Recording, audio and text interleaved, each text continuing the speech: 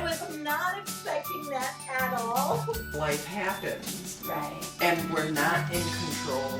It's never about the addiction. It's about we have lost connection. If I just have these great jobs, if I have all this money, then I'll be happy.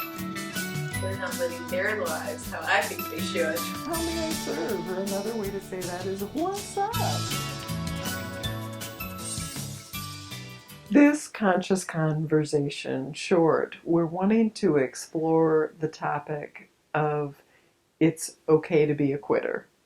So often we hang on to things because this is what we do, this is who we are, and we have some story of how this defines us and we can't quit, we can't give up.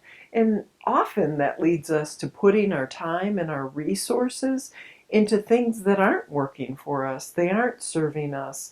And even if they might be serving someone else, when it comes to a place of it's not loving, valuing, or respecting ourselves and who we are, if the energy we're putting into it is such that it's contributing to our unhappiness and our disconnect, then even if it is going to the good of the world, then you're suffering and your disconnect and trying to strong arm your way through it.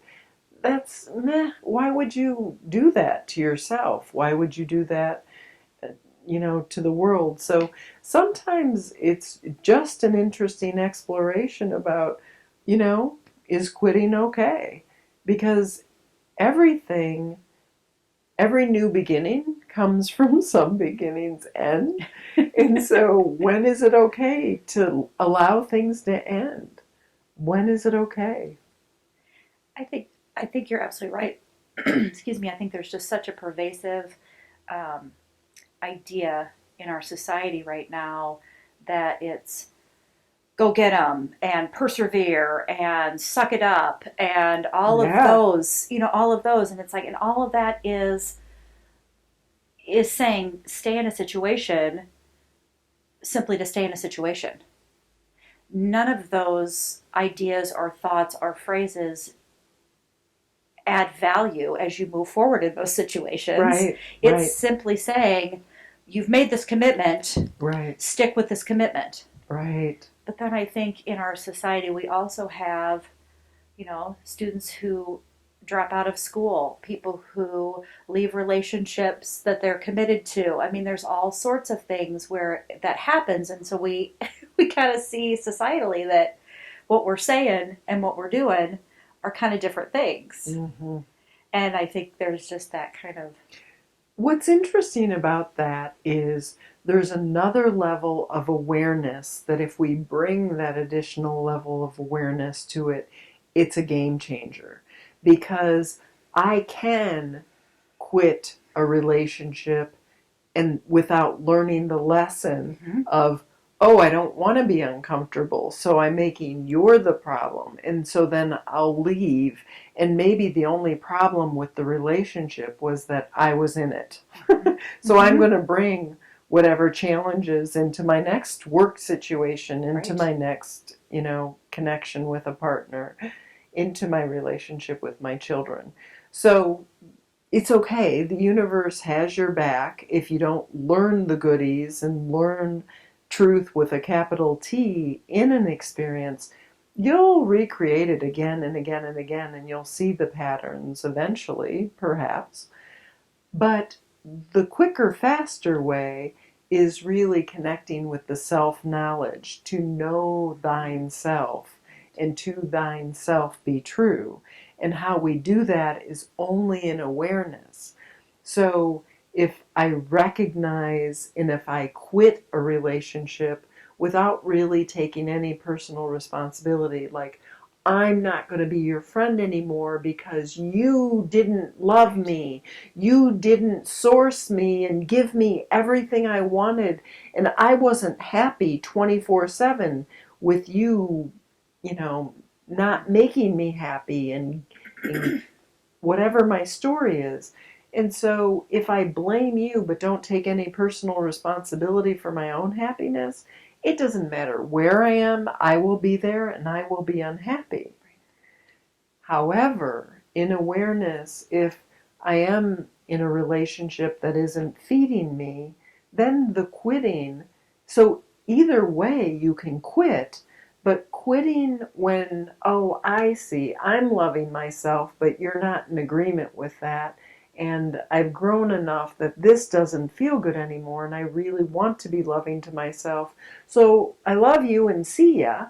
That quitting is very different from I'm unhappy and it's not my fault, it's your fault. You're responsible for my happiness. Like, that's just a lethal weapon, just giving someone else your power completely.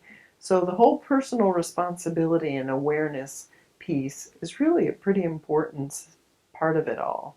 It is, and relationships, jobs, staying in a job because I've got this many years in and I'm this close to doing this. And, I mean, all of you can come up with all sorts of excuses, but bottom line, if you're not happy, you're not productive and you're not working within your greatest strengths. If you look Right. at that in a school situation, if you look at that in like you said, bringing it into awareness of, am I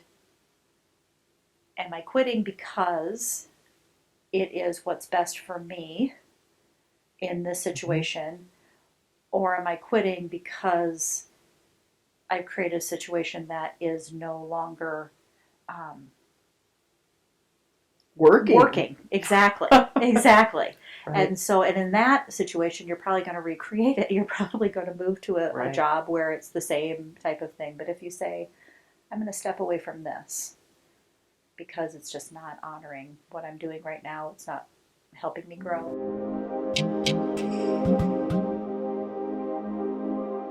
Also, I want to recognize that sometimes the most honoring thing may be, while I don't necessarily love the circumstances or love the job, perhaps for this time, the most honoring thing is to stay with it and stay in gratitude. I have the stability of the paycheck. I have, XYZ in insurance or whatever it is.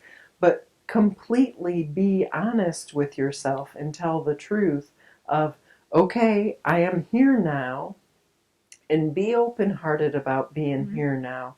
I am here out of choice. I am grateful for what it is giving me, and how can I bring more joy in my life and explore that. So not quitting on yourself, but knowing it's okay to stay with something or to go ahead and quit. And again, the whole trust factor and surrendering um, is a big piece of it too. So I've enjoyed this. Thank you.